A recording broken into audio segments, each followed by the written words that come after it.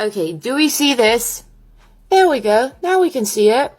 I am a natural brunette, which means I'm quite hairy. But you often still get that shadow that you just can't fucking hide.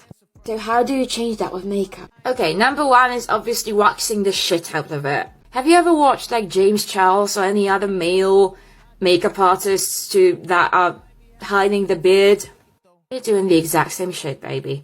Taking some orange color correcting, or in my case, a red fucking lipstick.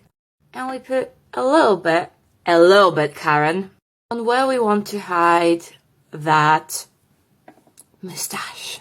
We're going in with a sponge and we're blending that shit out to the point where we kind of look like we have a rash. And now we're going in with the foundation, concealer. Boom. Non-existent. You can thank me later. Or thank me now and follow.